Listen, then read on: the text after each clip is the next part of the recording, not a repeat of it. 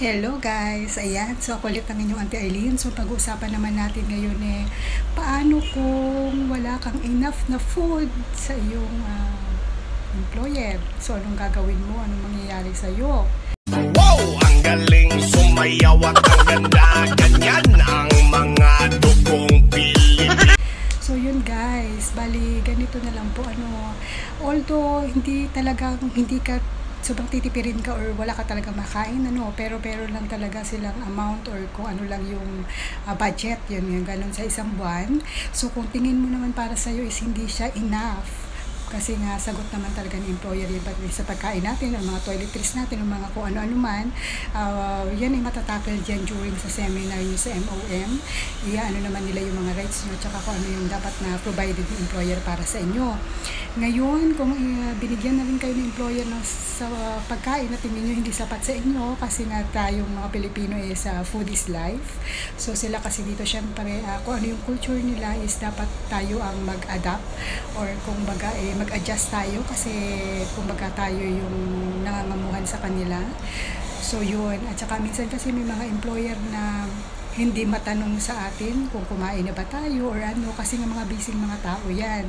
So wag natin i-expect sa kanila na i-monitor tayo lagi kung kumain na tayo, ganun. Kasi kung tutusin guys, hinired nila tayo para magtrabaho sa kanila, hindi para tawag ito, i-monitor tayo kung kumusta situation natin. Although may mga ilang employer talaga na mabait at swerte nyo at ako din, minsan talaga yung mga amo ko tinatanong kung kumain ako or ano. At saka dito kasi sa akin, sa situation ko is kung ano yung kinakain nila, mostly kinakain ko din.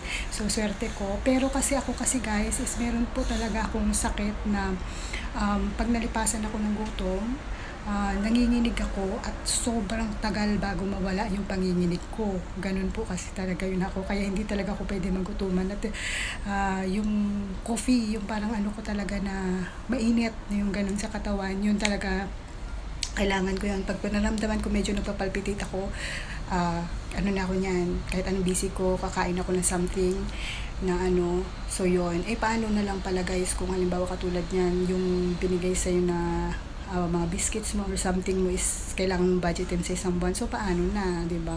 So ako guys, sa situation ko, so kahit libre ako guys dito sa pagkain at bumibili po talaga ako ng ng separate snack ko.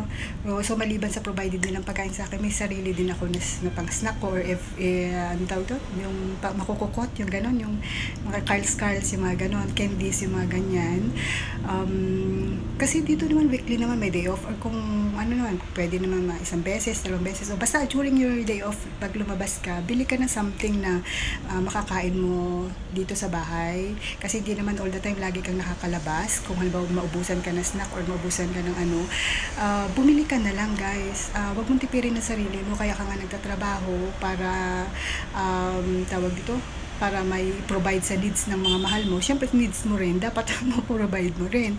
Tapos mahirap pagka nagkasakit ka, talagang anuhan mo yung health mo, lalo yung sa mo, kasi kung wala kang laman ng tiyan mo, paano ka magkaroon ng energy, di ba? Kasi walang ibang tutulong sa'yo, sarili mo lang guys.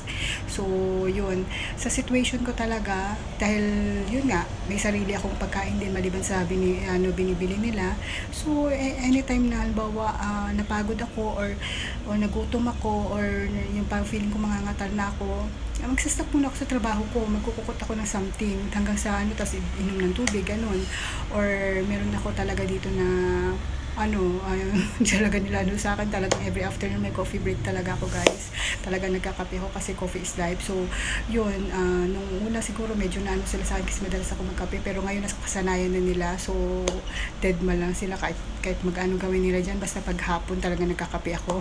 So yun. So diba, kung ngayon bumili ka ng sarili mong hindi ka sa isip mo na ay ano ba yan, ito na lang yung snack ko. So parang kailangan kong tipirin to, kahit gutom ka na, ayaw mo kasi paabutin mo pa sa next ulit na kung kailan sila mag-grocery para sa'yo, diba? At least kung may binili ka na sa sarili mo, anytime na gusto mo kumain dyan, walang problema. Bakit di ka nila pagbabawalan kasi ikaw yung bumili, yung ganun ba? Tapos kung halimbawa namimiss mo yung ng pagkain ng Pinoy, mga snack ng Pinoy, ako mga chichirya ng Pinoy. So yun, Yun, bumili ka lang, marami namang bilihan dito sa Lucky Plaza, sa ganyan.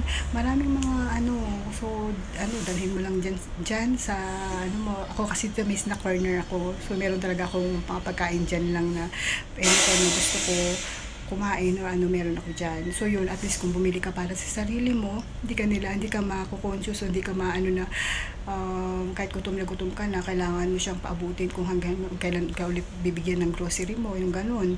So yun guys, kung alam niyo sa sarili niyo na nagugutuman kayo or hindi sapat yung provide para sa inyo, kayo na lang mismo sa sarili nyo, bumili na lang kayo pag may day off kayo. Kasi huwag nyo tipirin ang sarili nyo guys, kasi pag nagkasakit kayo, mag-isa lang kayo dito, wala kayong